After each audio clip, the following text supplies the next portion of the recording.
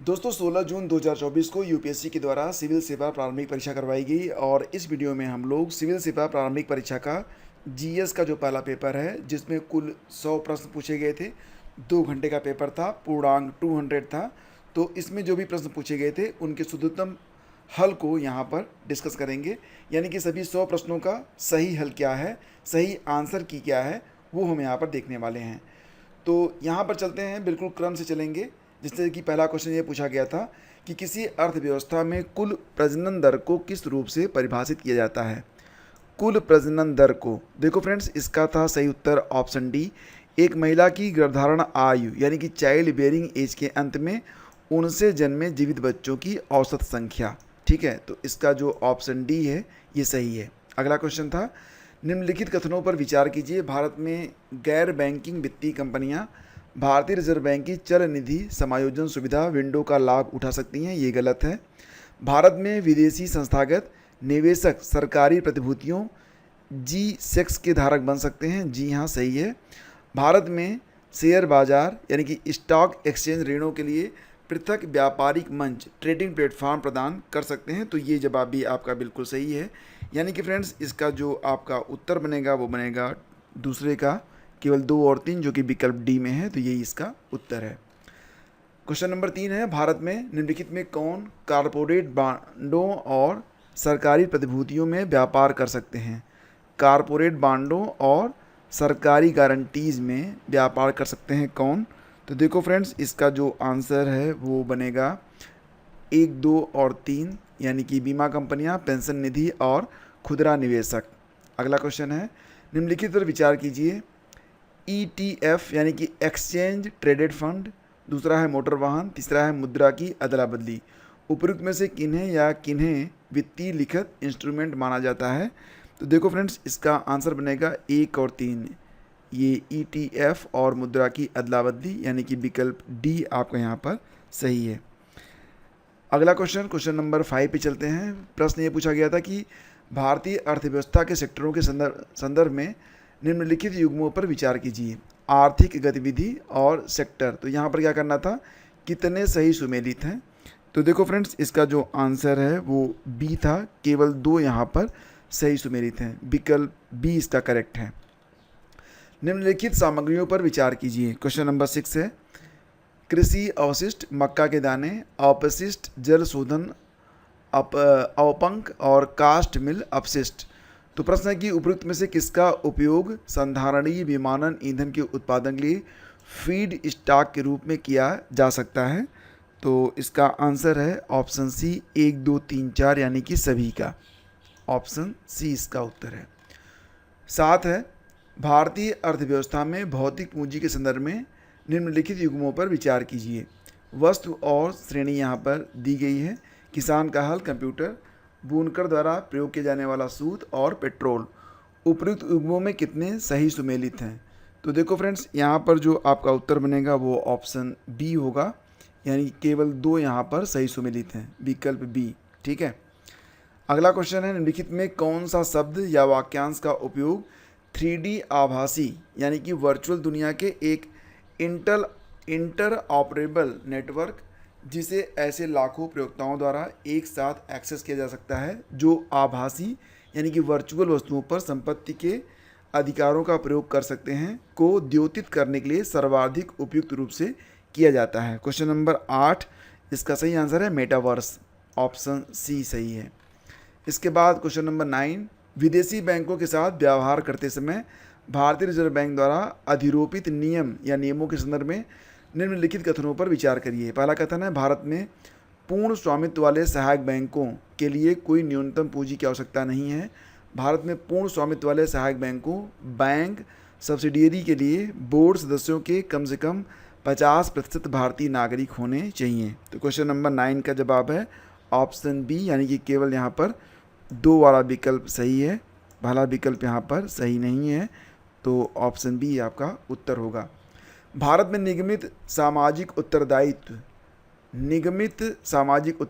यानी कि CSR नियमों के संदर्भ में निम्नलिखित कथनों पर विचार करिए। CSR नियम विनिर्दिष्ट करते हैं कि सीधे कंपनी अथवा इसके कर्मचारियों को लाभ पहुंचाने वाले व्यय को CSR कार्यकलापों के रूप में नहीं माना जाएगा। CSR नियम CSR कार्यकलापों पर होने वाले न्यूनतम व्यय को भी निर्दिष्ट नहीं करते हैं।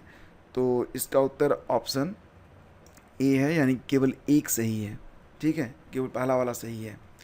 क्वेश्चन नंबर 11 है कि विकिरण समस्थानिक ताप वैद्युत जनरेटरों RTGS के संदर्भ में निम्नलिखित कथनों पर विचार करिए। 3 कथन दिए गए हैं।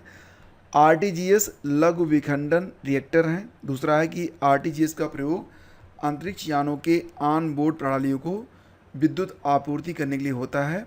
और RTGS में प्लूटोनियम 238 का प्रयोग किया जा सकता है, जो शस्त्र विकास का एक उपोत्पाद है, यानी कि उप उत्पाद है। तो इसका जो विकल्प बी है, यानी कि 2 और 3, बस यही दोनों यहाँ पर सही हैं। ठीक है, तो ऑप्शन बी इसका सही उत्तर है। अगला क्वेश्चन देखिए, क्वेश्चन नंबर 12 है आपका। कथन है बृहद तारे वामन तारों की तुलना में अधिक समय तक अस्तित्व में बने रहते हैं। दूसरा कथन है वामन तारों की तुलना में बृहद तारों में नाभिकीय अभिक्रियाओं की उच्चतर दर होती है। तो इसका जो विकल्प डी है ये बिल्कुल सही है। कथन 1 सही नहीं है, किंतु कथन 2 सही है। तो पहला कथन गलत, दूसरा कथन सही। अगला क्वेश्चन देखिए। प्रश्न है कि निम्नलिखित में कौन सा मानव शरीर में संश्लेषित होता है जो रक्त वाहिकाओं को विस्फारित करता है और रक्त प्रवाह को बढ़ाता है। कौन सा मानव शरीर में संश्लेषित होता है जो रक्त वाहिकाओं को विस्फारित करता है और रक्त प्रवाह को बढ़ाता है। मतलब यहाँ पर ये क्या कह रहे हैं कि which one of the following is synthesised in the human body that dilates blood vessels and increases blood flow. ठीक है, तो इसका उत्तर क्या होगा? इसका उत्तर है नाइट्रिक ऑक्साइड। ऑप्शन ए आपका सही है। अगला क्वेश्चन है निम्नलिखित गतिविधियों पर विचार करिए। विमान पत्तनों अथवा विमानों में यात्रियों के पास मौजूद स्वापक पदार्थों नारकोटिक्स की पहचान, वर्षण का मॉनिटरिंग और पशुओं के प्रवास पर नज़र रखना यानी कि ट्रैकिंग। उपयुक्त में से कितनी गतिविधियों में रेडारों का उपयोग किया जा सकता है? तो यहाँ पर आप देख रहे होंगे क्वेश्चन नंबर 14 में जो विकल्प सी है सभी में इसका प्रयोग किया जा सकता है। तो ऑप्शन सी इसका बिल्कुल करेक्ट है, 14 का सी। इसके बाद क्वेश्चन नंबर 15 है निम्नलिखित विमानों पर विचार करिए। राफेल, MiG-29 और तेजस MK-1। तो उपयुक्त में से कितने 5वीं पीढ़ी के लड़ाकू विमान माने जाते हैं? प्रश्नों को देखिए, कितने 5वीं पीढ़ी के लड़ाकू विमान माने जाते हैं? क्वेश्चन नंबर 15 है, इसका सही जवाब बनेगा कोई नहीं। ऑप्शन डी इसका बिल्कुल करेक्ट है।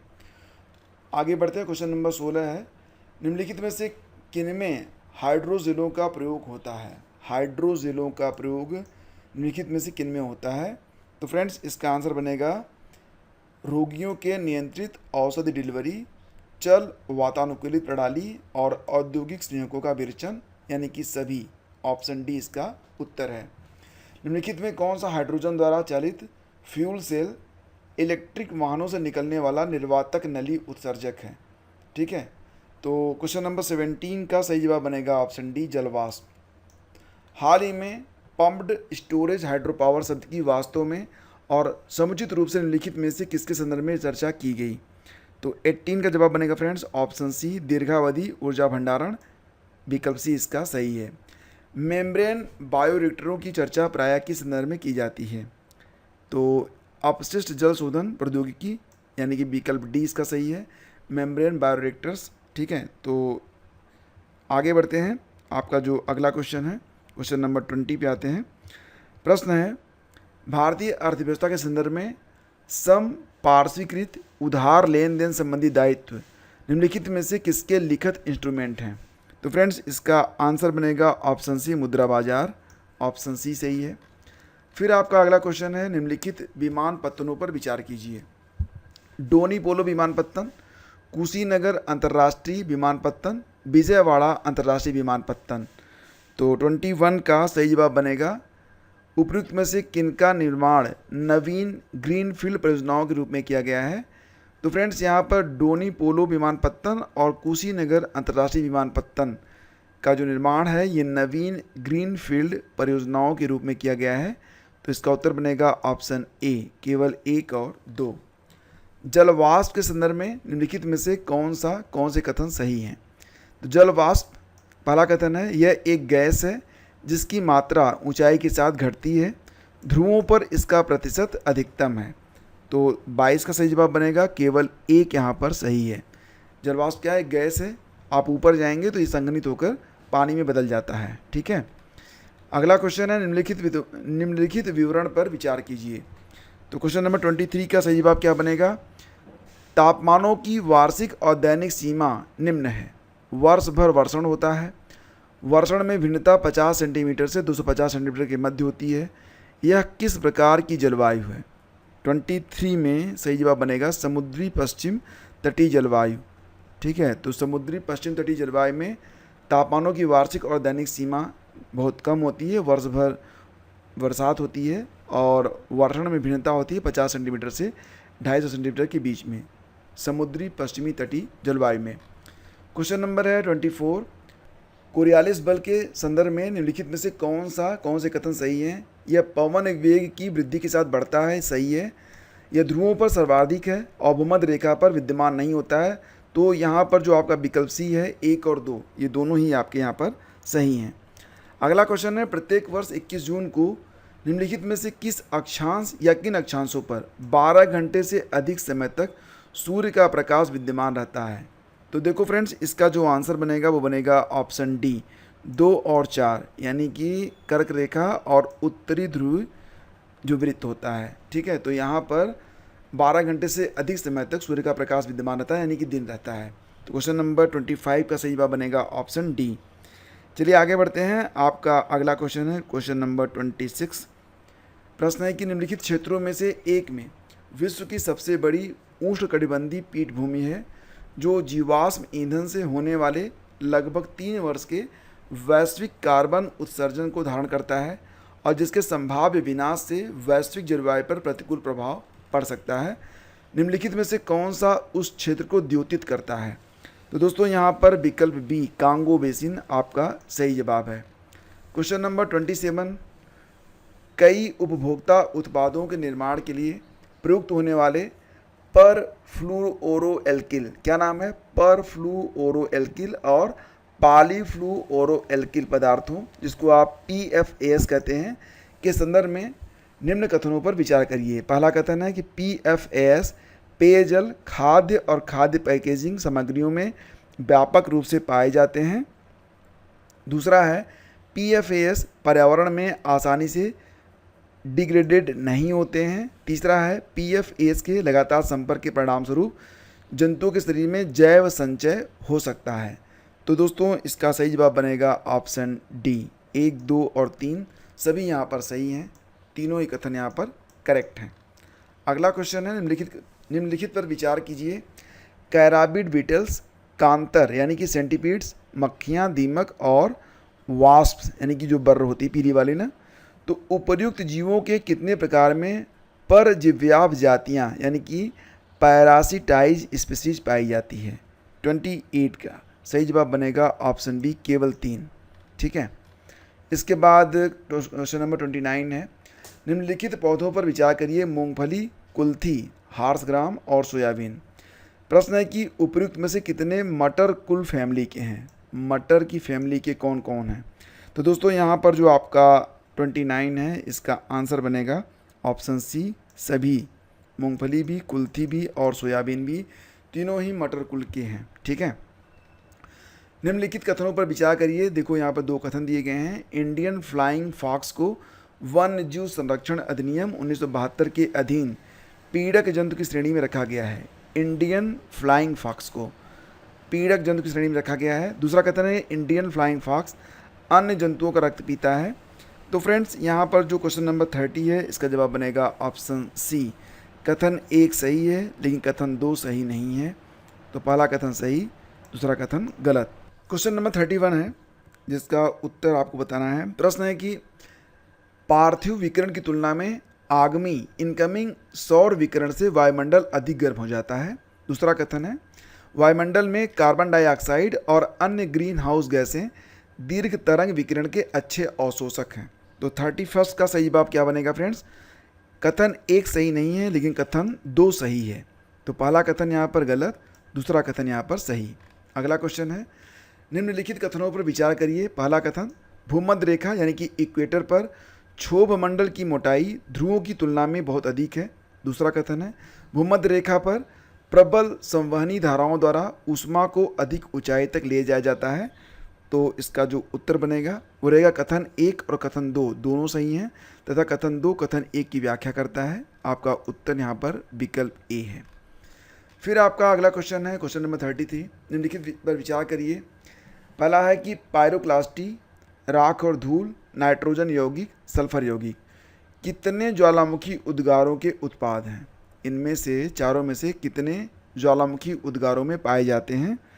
तो दोस्तों यहाँ पर जो 33 का विकल्प डी है, सभी चार यहाँ पर पाए जाते हैं, तो डी विकल्प आपका सही है। जनवरी माह में समतापी रेखा मानचित्रों आइसोथर्मल मैप से प्राप्त कौन सा या कौन से निष्कर्ष सही हैं? समतापी रेखा मानचित्रों आइसोथर्मल मैप से प्राप्त कौन सा निष्कर्ष सही है? तो 34 में पहला है, समताप रेखाएं महासागर के ऊपर उत्तर की ओर और महाद्वीप के ऊपर दक्षिण की ओर विस्तृत हो जाती हैं, सही है। शीत महासागरीय धाराओं गल्फ स्ट्रीम और उत्तरी अटलांटिक अफवाह ड्रिफ्ट की उपस्थिति उत्तरी अटलांटिक महासागर को शीतल बनाती है और समताप रेखाएं उत्तर की ओर मुड़ जाती हैं, गलत है। तो उत्तर बनेगा विकल्प ए, 34 का केवल ए यहाँ पर सही है। इसके बाद आगे बढ़ते हैं। निम्नलिखित में से कौन से देश विश्व के 2 सबसे बड़े कोको उत्पादक के रूप में विख्यात हैं? कोको उत्पादक के रूप में विख्यात हैं अल्जीरिया और मोरक्को, बोत्सवाना और नामीबिया। ये आपका सी विकल्प सही है। घाना और कोटे डी आइवर ये 2 सबसे बड़े कोको उत्पादक देश हैं। तो 35 का सही जवाब बनेगा ऑप्शन सी। आगे बढ़ते हैं क्वेश्चन नंबर 36। प्रश्न है कि पश्चिम से पूर्व की ओर प्रयागराज के अनुप्रवाह में गंगा से मिलने वाली हिमालय की नदियों के संदर्भ में कौन सा अनुक्रम सही है? तो पश्चिम से पूर्व की ओर प्रयागराज के अनुप्रवाह में गंगा में मिलने वाली हिमालय की नदियों के संदर्भ में निम्नलिखित में कौन सा अनुक्रम सही है? 36। और दोस्तों इसका सही जवाब क्या बनेगा 36 का?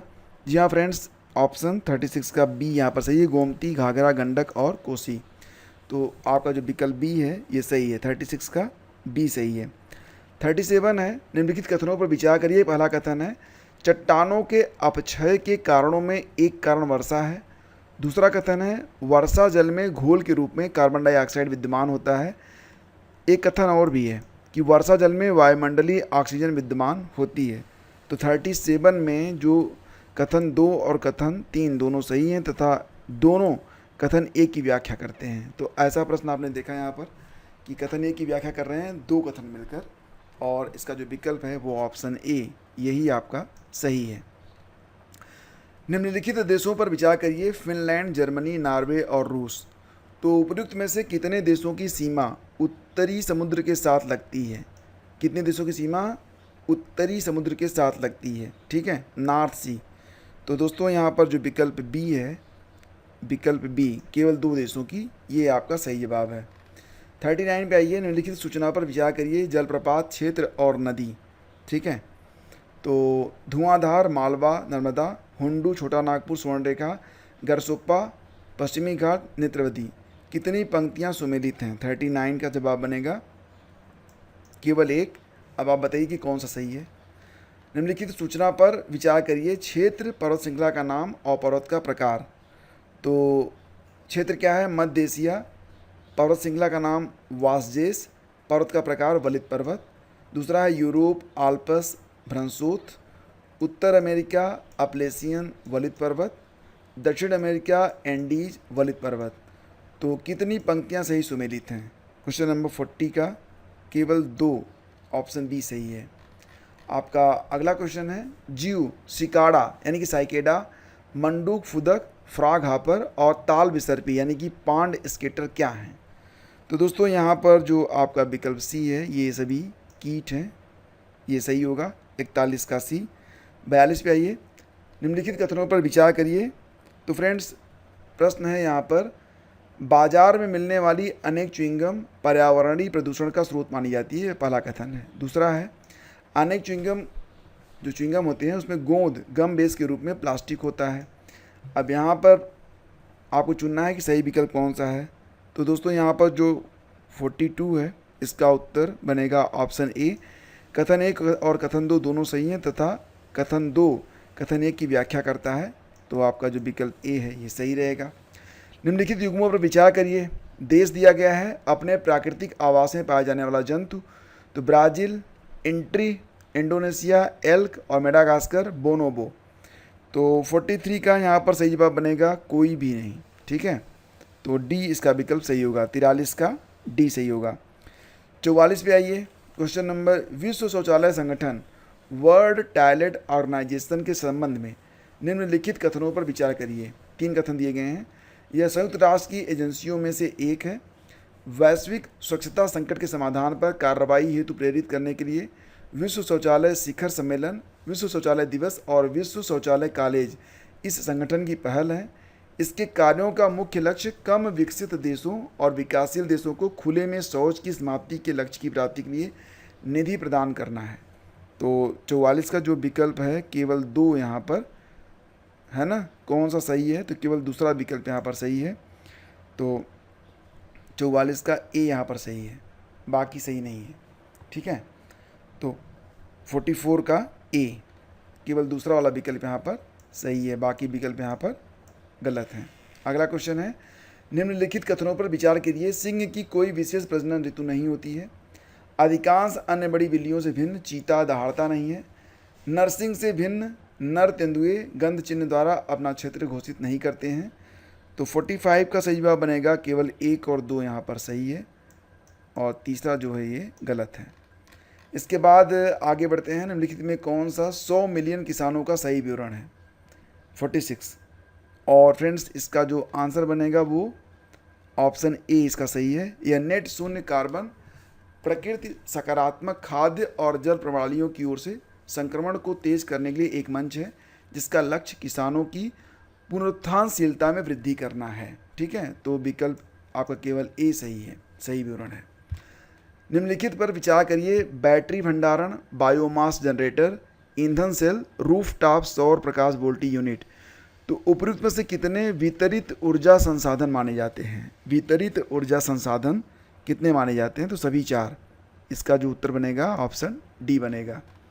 अगला क्वेश्चन है, निम्नलिखित में कौन सा वृक्ष एक ऐसे कीट के साथ एक अद्वितीय संबंध को दर्शाता है जो इस वृक्ष के साथ सह-विकसित हुआ है और वह एकमात्र कीट है जो इस पेड़ को परागित कर सकता है। तो दोस्तों इसका आंसर बनेगा ऑप्शन ए अंजीर।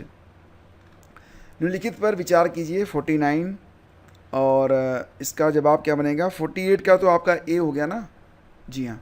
49 देखते हैं। निम्नलिखित पर विचार करिए। तितली, मत्स्य और मंडूक यानी कि मेंढक कितनों में विषाक्त जातियाँ होती हैं। 49 तो दोस्तों केवल एक में।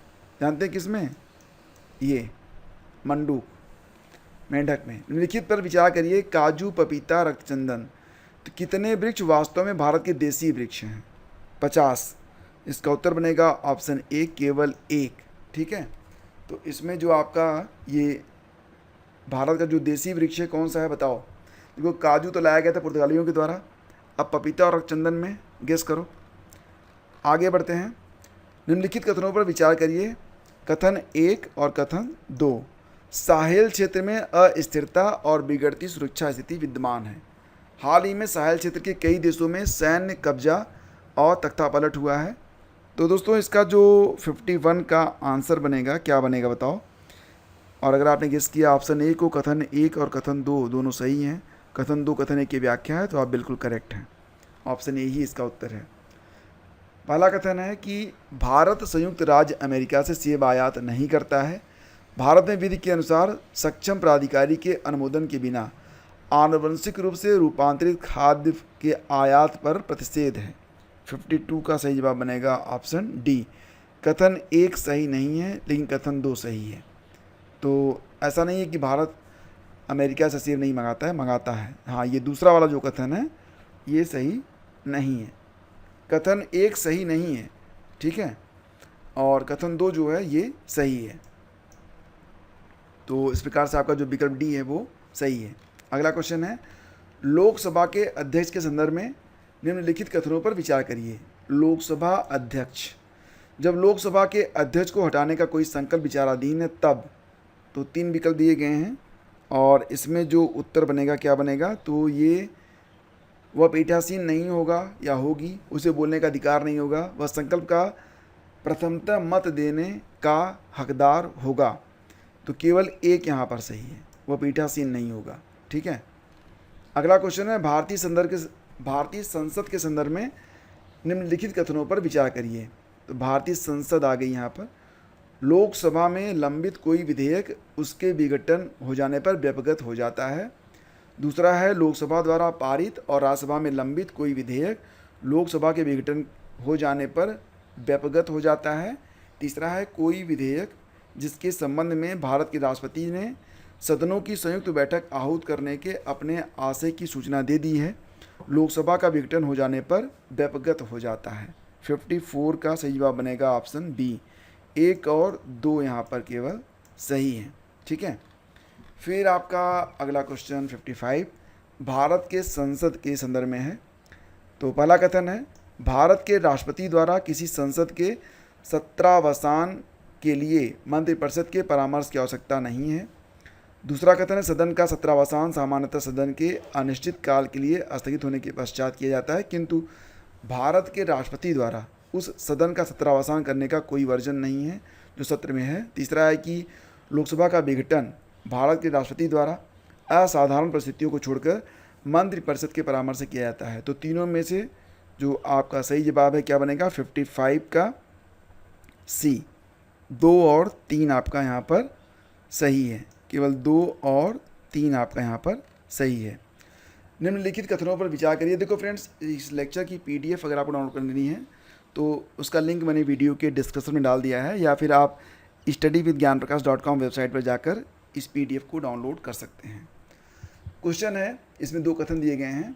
हाल ही में यूरोपीय संसद ने the net zero industry act को मंजूरी दी है। The net zero industry act किसने दी मंजूरी, यूरोपीय संसद ने। दूसरा कथन है यूरोपीय संघ वर्ष 2040 तक कार्बन तटस्थता यानी कि न्यूट्रलिटी प्राप्त करने का आशय रखता है और इसलिए उसका लक्ष्य उस समय तक अपने सभी स्वच्छ प्रौद्योगिकी को विकसित करना है। 56 का सही जवाब बनेगा ऑप्शन सी।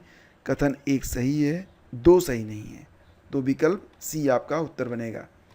अगला क्वेश्चन है, ये भी कथन है हाल ही में वेनेजुएला अपने आर्थिक संकट से तेज़ी से उबरने में सफल हुआ है और अपने लोगों को दूसरे देशों में प्रवास करने से रोकने में सफल हुआ है। दूसरा कथन है वेनेजुएला के पास विश्व के सबसे बड़े तेल भंडार हैं। तो इसमें जो आपका विकल्प है 57 का, कथन 1 सही नहीं है किंतु कथन 2 सही है, तो यहाँ पर उत्तर बनेगा ऑप्शन डी। डिजिटल इंडिया भूमि अभिलेख आधुनिकीकरण कार्यक्रम के संदर्भ में कथनों पर विचार करिए। पहला कथन इस योजना को कार्यान्वित करने के लिए केंद्र द्वारा 100% वित्त पोषण किया गया। योजना के अंतर्गत भू संपत्ति मानचित्र डिजिटलीकृत किए जाते हैं। स्थानीय भाषा में उपलब्ध अधिकार अभिलेखों को भारत के संविधान द्वारा मान्यता प्राप्त किसी भी भाषा में लिप्यांतरित करने की पहल की गई है। तो दोस्तों यहाँ पर 58 का जवाब क्या बनेगा, 1, 2 और 3 यहाँ पर सभी सही हैं, तो उत्तर बनेगा ऑप्शन डी। अगला क्वेश्चन है प्रधानमंत्री सुरक्षित मातृत्व अभियान के संदर्भ में निम्नलिखित कथनों पर विचार करिए। 2 कथन दिए गए हैं, तो इसमें जो पहला कथन था ये गलत है, दूसरा वाला सही है। इस योजना के अंतर्गत कुछ विशेषताओं वाले निजी क्षेत्र के स्वास्थ्य देखभाल सेवा प्रदाता स्वेच्छा से नज़दीकी सरकारी स्वास्थ्य सुविधा केंद्रों में सेवाएं प्रदान कर सकते हैं, तो विकल्प बी आपका यहाँ पर सही है। 59 का बी। 60 पे आते हैं, प्रधानमंत्री श्रम योगी मानधन पीएमएसवाईएम योजना के संदर्भ में निम्न कथनों पर विचार करिए। पहला कथन, 4 कथन है, ठीक है, और इसमें उत्तर क्या बनेगा, इस योजना के नामांकन के लिए प्रवेश आयु वर्ग 21 से 40 है, ठीक है। तो 60 का जो ये वाला कथन है ये गलत है। लाभार्थी द्वारा आयु विशिष्ट अंशदान किया जाएगा, ये सही है। और इस योजना के अंतर्गत प्रत्येक ग्राहक सब्सक्राइबर को 60 वर्ष की आयु प्राप्त करने के बाद रुपये 3000 प्रति माह की न्यूनतम पेंशन प्राप्त होगी, ये भी सही है। पारिवारिक पेंशन पति पत्नी और अविवाहित पुत्रियों पर लागू होगी, ये गलत है। 2 और 3 केवल सही हैं, विकल्प बी इसका उत्तर है। अगला क्वेश्चन है, नारी शक्ति वंदन अधिनियम के संबंध में निम्न कथनों पर विचार करिए। ये उपबंध 18वीं लोकसभा से प्रभावी होंगे, तो इसका जो उत्तर बनेगा क्या बनेगा, ये गलत हो गया। अधिनियम बनने के बाद यह 15 वर्षों के लिए प्रवर्तन में रहेगा, ये सही है। ठीक है, 61 का ये सही है। इसमें अनुसूचित जातियों के लिए आरक्षित कोटे के भीतर अनुसूचित जातियों की महिलाओं के लिए स्थानों के आरक्षण के उपबंध हैं, तो 2 और 3 आपका सही है, यानी कि विकल्प सी आपका यहाँ पर सही है, तो 61 का सी सही है। आ जाइए 62 पे क्वेश्चन नंबर, अभ्यास मित्र शक्ति 2023 के संबंध में कौन सा कथन सही है, तो 62 इसका फ्रेंड्स ऑप्शन कौन सा सही है। यह भारत और बांग्लादेश के मध्य संयुक्त सैन्य अभ्यास था, गलत। इसका प्रारंभ औंध में हुआ, सही। और आतंकवाद विरोधी अभियानों के दौरान संयुक्त प्रतिक्रिया इस अभियान का एक लक्ष्य था, ये भी सही है, 2-3 सही है। भारतीय वायुसेना इस अभ्यास का एक हिस्सा थी, ये भी सही है। तो यहाँ पर जो आपका विकल्प है 2, 3, 4 ये सही है। और अभ्यास मित्र शक्ति ये भारत और श्रीलंका के बीच में किया जाता है, और ये एक बाईलेटरल ज्वाइंट मिलिट्री एक्सरसाइज है। किसके बीच में होता है, भारत और श्रीलंका के बीच में, बांग्लादेश के बीच में नहीं होता है। तो इसका जो विकल्प डी है ये सही है। अगला क्वेश्चन है, प्रतिषेध रिट उच्चतम न्यायालय या उच्च न्यायालय द्वारा किसे और किस प्रयोजन से जारी किया गया एक आदेश होता है। तो फ्रेंड्स इसका जो आंसर बनेगा वो बनेगा निचली अदालत को किसी मामले में कार्रवाई जारी रखने का प्रतिषेध करने के लिए, तो विकल्प सी आपका यहाँ पर सही है, 63 का सी सही है। आइए क्वेश्चन नंबर 64 पे, निम्न कथनों पर विचार करिए। वह राज्य का राज्यपाल है जो उस राज्य के किसी समुदाय को अनुसूचित जनजाति के रूप में मान्यता देता है और घोषित करता है। किसी राज्य में अनुसूचित जनजाति के रूप में घोषित किसी समुदाय के लिए यह आवश्यक नहीं है कि दूसरे राज्य में भी ऐसा हो। 64 का जवाब बनेगा ऑप्शन बी, केवल बी, केवल 2 यहाँ पर सही है, पहला वाला गलत है।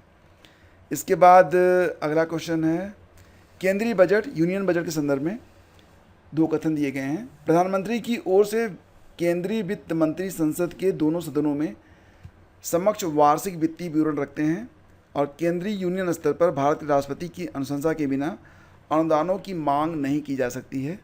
तो 65 का यहाँ पर जो उत्तर बनेगा वो बनेगा केवल 2 यहाँ पर सही है। ठीक है, केवल 2 यहाँ पर सही है, पहला वाला गलत है। तो उत्तर है कौन सा, 65 का बी केवल सही होगा। ठीक है, कौन द इंडिया वे और वाई भारत मैटर्स पुस्तकों के लेखक हैं, तो सुब्रमण्यम जयशंकर, ऑप्शन डी इसका सही है। अगला क्वेश्चन है कि देश और समाचार में रहने का कारण, तो कितने सही सुमेलित हैं ये पूछ रहा है। अर्जेंटीना, सूडान और तुर्की को दिया गया है, और क्या कारण था जिसकी वजह से चर्चा में रहे थे, 67। तो फ्रेंड्स केवल 2 युग्म यहाँ पर सही हैं, 1 युग्म गलत है, तो उत्तर बनेगा ऑप्शन बी। अगला क्वेश्चन है, कथन दिया गया है 2, सुमेड पाइपलाइन यूरोप को जाने वाले फारस की खाड़ी के तेल और प्राकृतिक गैस नौभार शिपमेंट के लिए एक रणनीतिक मार्ग है। सुमेड पाइपलाइन लाल सागर को भूमध्य सागर से जोड़ती है। तो उपर्युक्त कथनों के संबंध में कौन सा सही है, 68 का फ्रेंड्स कथन 1 और कथन 2 दोनों सही हैं, और कथन 2 कथन 1 की व्याख्या करता है, तो विकल्प ए आपका यहाँ पर करेक्ट है। अगला है, लाल सागर में किसी भी रूप में बहुत कम वर्षण होता है। लाल सागर में नदियों से जल का प्रवेश नहीं होता है। 69 का जवाब बनेगा ऑप्शन सी, 1 और 2 दोनों कथन यहाँ पर सही हैं। पर्यावरण संरक्षण एजेंसी EPA के अनुसार निम्नलिखित में से कौन सा सल्फर डाइऑक्साइड उत्सर्जनों का सबसे बड़ा स्रोत है। किसका, सल्फर डाइऑक्साइड उत्सर्जन का सबसे बड़ा स्रोत कौन सा माना गया है, तो दोस्तों ये माना गया है जीवाश्म ईंधनों का उपयोग करने वाले विद्युत संयंत्र, ऑप्शन डी इसका बिल्कुल सही है। डॉक्टर राजेंद्र प्रसाद के कार्यभार संभालने से पहले संविधान सभा के अस्थायी सभापति कौन थे, तो दोस्तों इसका उत्तर पता ही आपको, ये डॉक्टर सचिदानंद सिन्हा थे, ऑप्शन डी। भारत सरकार अधिनियम 1935 के संदर्भ में निम्नलिखित कथनों पर विचार करिए। पहला कथन है, इसमें ब्रिटिश भारतीय प्रांतों और देसी रियासतों को मिलाकर एक अखिल भारतीय परिसंघ फेडरेशन की स्थापना का प्रावधान किया गया। भारत शासन अधिनियम 1935। रक्षा और विदेश संबंधी मामलों को परिसंघीय विधानमंडल के नियंत्रण के अधीन रखा गया। तो दोस्तों यहाँ पर जो 72 है, इसमें केवल पहला ही विकल्प यहाँ पर सही है, तो उत्तर बनेगा ऑप्शन ए। कौन सी नाटककार भास की रचना है? नाटककार भास ने कौन सा नाटक लिखा हुआ है? तो दोस्तों यहाँ पर जो है आपका मध्यम व्यायोग, ये भास की रचना है। संघभूति एक भारतीय बौद्ध भिक्षु जिन्होंने 4वीं शताब्दी ईस्वी के अंत में चीन की यात्रा की, निम्नलिखित में किस भाष्य के लेखक थे? 74 का ऑप्शन सी सर्वास्तिवाद विनय, ये आपका सही उत्तर है। अगला क्वेश्चन है, यूनेस्को के द्वारा जारी विश्व धरोहर सूची में शामिल की गई निम्नलिखित परिसंपत्तियों पर विचार कीजिए। शांति निकेतन, रानी की वाव, होयसला के पवित्र मंदिर समूह, बोध गया स्थित महाबोधि मंदिर परिसर। तो कितनी संपत्तियों को 2023 में शामिल किया गया? अब प्रश्न तो घुमा घुमा के पूछते हैं ये लोग, तो केवल 2 को शामिल किया गया था, ऑप्शन बी इसका सही है। भारत के संविधान के अनुच्छेद 368 के अनुसार संसद निम्नलिखित में से किसके द्वारा संविधान के किसी उपबंध में संशोधन कर सकेगी? तो दोस्तों यहाँ पर जो क्वेश्चन नंबर 76 है, इसका उत्तर क्या होगा? इसका उत्तर है 1, 2, 3, परिवर्धन, परिवर्तन और निरसन, यानी कि विकल्प डी यहाँ पर सही है। अगला क्वेश्चन है, निम्नलिखित देशों पर विचार करिए। इटली, जापान, नाइजीरिया, दक्षिण कोरिया और दक्षिण अफ्रीका। उपयुक्त में से किन देशों का उल्लेख प्राय मीडिया में उनकी निम्न जन्म दर अथवा वृद्धोन्मुख जनसंख्या अथवा ह्रासमान जनसंख्या के लिए किया जाता है? तो दोस्तों यहाँ पर जो आपका 77 का विकल्प ए है, ये बिल्कुल सही है।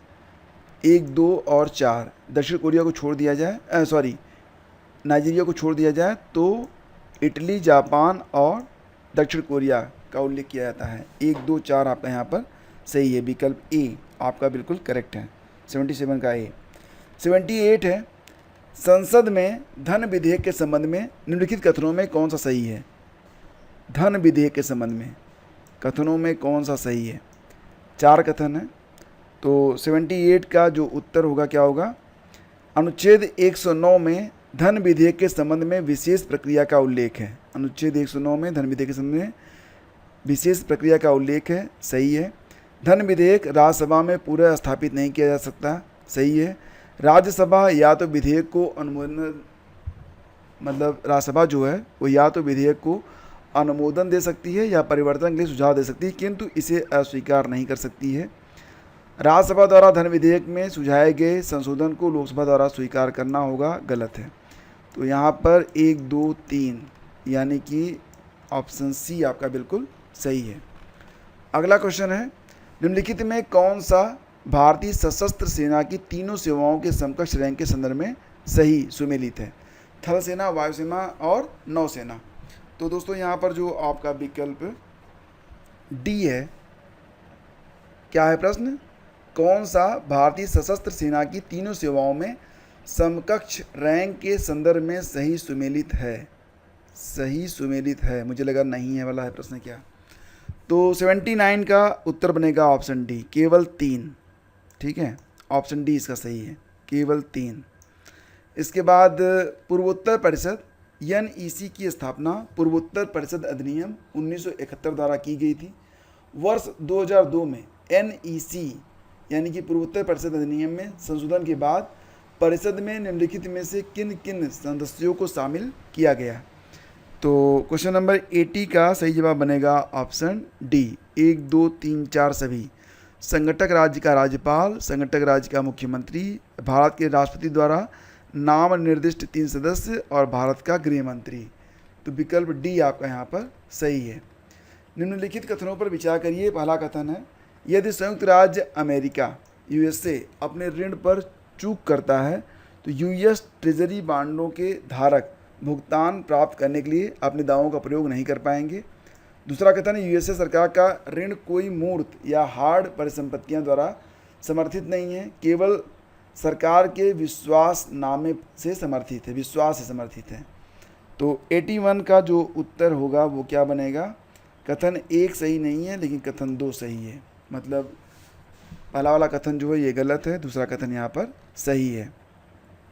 निम्नलिखित कथनों पर विचार करिए। पहला कथन, सामूहिक उधार बहु उधारदाताओं के मध्य उधारकर्ताओं के चूक या डिफ़ॉल्ट का जोखिम बढ़ाता है।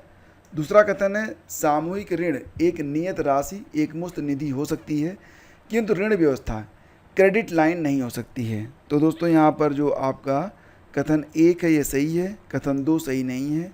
तो कथन 1 आपका सही है, सामूहिक उधार बहु उधारदाताओं के मध्य उधारकर्ता के चूक का जोखिम बढ़ाता है। आगे बढ़ते हैं, क्वेश्चन नंबर 83। प्रश्न है यहाँ पर कि डिजिटल रुपए के संबंध में निम्नलिखित कथनों पर विचार करिए। 83। तो फ्रेंड्स यहाँ पर जो पहला विकल्प है, यह भारतीय रिजर्व बैंक आरबीआई द्वारा अपनी मौद्रिक नीति के अनुरूप जारी की गई राष्ट्रिक सार्वजनिक मुद्रा है। ये कथन आपका सही है। और इसके बाद क्वेश्चन नंबर 83, यह आरबीआई के तुलन पत्र यानी कि बैलेंस शीट पर देयता के रूप में दिखाई देता है। सही है। यह अपने डिजाइन से ही मुद्रास्फीति के विरुद्ध बीमाकृत है। गलत। यह वाणिज्यिक बैंक मुद्रा और नकदी के लिए स्वतंत्र रूप से परिवर्तनीय है। सही है। तो यहाँ पर जो विकल्प 1, 2, 4 है ये आपका बिल्कुल सही है। प्राचीन भारत के संदर्भ में गौतम बुद्ध को सामान्यतः निम्नलिखित में से किन उपनामों से जाना जाता था। 84। तो दोस्तों यहाँ पर उन्हें शाक्य मुनि कहते थे, तथागत कहते थे, न्यायपुत्र नहीं कहते थे। तो 2 और 3 यहाँ पर आपके बिल्कुल सही हैं। यहाँ पर फ्रेंड्स जो न्यायपुत्र शब्द है ये जो जैन धर्म प्रचारक होते थे उनसे संबंधित एक शब्द है। तो बेसिकली इसका जो संबंध है वो जैन धर्म से है, न्यायपुत्र का। ठीक है। फिर आपका क्वेश्चन नंबर 85 है, निम्नलिखित सूचना पर विचार कीजिए। पुरातात्विक स्थल, राज्य और विवरण। ठीक है। तो चंद्रकेतुगढ़, इनाम गांव, मंगडू और सालीहुंडम, तो ये नाम दिए गए हैं और यहाँ पर केवल 2 और 3 सही हैं। ये 2 और 3 यहाँ पर सही हैं। तो दी गई सूचना सही सुमेलित केवल 2 और 3 है। इनाम गांव ये कहाँ पर था? महाराष्ट्र में था, ताम्र पाषाण स्थल है। मंगडू जो है केरल में है, ये महापाषाण स्थल है। तो बस ये 2 और 3 सही है, यानी कि आपका जो 85 है इसका उत्तर बनेगा ऑप्शन बी। अगला क्वेश्चन है, मध्यकालीन भारत के निम्नलिखित शासकों में से किसके पुर्तगालियों को भटकल में एक किला बनाने की अनुमति दी गई थी? तो मध्यकालीन भारत के कौन से शासक ने पुर्तगालियों को भटकल में किला बनाने की अनुमति प्रदान की थी? 86 का सही जवाब बनेगा कृष्णदेव राय। ऑप्शन ए यहाँ पर बिल्कुल सही है।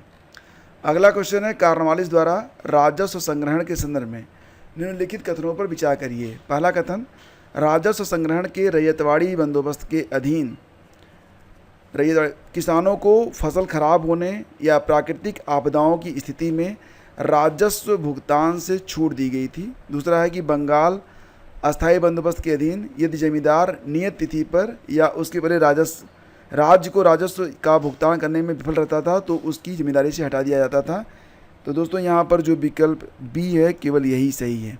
ठीक है, ये वाला सही है। अब लॉर्ड कॉर्नवालिस से संबंधित नहीं है, ये रैयतवाड़ी वो थे ना, वो मुनरो, उनसे संबंधित है। तो पहला विकल्प यहाँ पर गलत है, दूसरा विकल्प केवल सही है। 88 है, निम्नलिखित कथनों पर विचार करिए। और उपनिषदों में कोई नीति कथा पैरेबल नहीं है। उपनिषदों की रचना पुराणों से भी पहले हुई थी, ये बात कही जा रही है। तो 88 का सही जवाब बनेगा ऑप्शन बी। उपनिषदों की रचना पुराणों से पहले हुई थी, ये बात सही है, लेकिन ऐसा नहीं कि इसमें कोई नीति कथा नहीं है। तो पहला कथन यहाँ पर गलत है, दूसरा कथन सही है। उत्तर बनेगा ऑप्शन बी, केवल 2 यहाँ पर सही है। 88 का बी ऑप्शन। 89 में चलते हैं। 89 का क्वेश्चन है कि कथनों पर विचार करिए। पहला कथन, भारत इंटरनेशनल ग्रेन्स काउंसिल का सदस्य है। भारत इंटरनेशनल ग्रेन्स माने बीज काउंसिल का सदस्य है। दूसरा कथन है, चावल और गेहूं के निर्यात या आयात के लिए किसी देश को इंटरनेशनल ग्रेन्स काउंसिल का सदस्य होना आवश्यक है। तो दोस्तों यहाँ पर जो केवल पहला विकल्प है केवल यही सही है, दूसरा विकल्प सही नहीं है। बस इतना समझो कि भारत जो है वो इंटरनेशनल ग्रेन्स काउंसिल का सदस्य है और गेहूँ चावल के आयात निर्यात के लिए आपको इंटरनेशनल ग्रेन्स काउंसिल का सदस्य होना जरूरी नहीं है। तो केवल पहला विकल्प यहाँ पर सही है, केवल एक। यूनेस्को की अमूर्त सांस्कृतिक विरासत की सूची में निम्नलिखित में से कौन सा नवीनतम समावेश है? तो 90 का ये है आपका गरबा नृत्य, जो कि गुजरात से संबंधित है। ऑप्शन बी करेक्ट है। इसके बाद अगला क्वेश्चन देखते हैं, दिसंबर 2023 तक भारत सरकार द्वारा कितने परिसीमन आयोग गठित किए गए हैं? तो दोस्तों यहाँ पर दिसंबर 2023 तक भारत सरकार के द्वारा कितने परिसीमन आयोग गठित किए गए? 91 का सही जवाब बनेगा 4, यानी विकल्प डी। संविधान का जो 71वां संशोधन था 1992 के द्वारा निम्नलिखित में से किस भाषा को शामिल करने के लिए संविधान की 8वीं अनुसूची में संशोधन किया गया? 92। तो ये था आपका 1, 2, 3 कोंकणी, मणिपुरी और नेपाली के लिए। तो विकल्प ए आपका 92 का ए सही है। 93 पे आ जाइए। निम्नलिखित कथनों पर विचार करिए। एक दल है, दूसरा उसके नेता। Bharatiya Jansangh, Socialist Party, Congress for Democracy and Swatantra Party. तो 93 में जो विकल्प है केवल 2 ही इसके सही हैं। कौन कौन से सही हैं? स्क्रीनशॉट लो और लगाओ, ठीक है, ये ज़रूरी है। आगे बढ़ते हैं। भारत के संविधान के संबंध में निम्नलिखित कथनों में कौन सा सही है?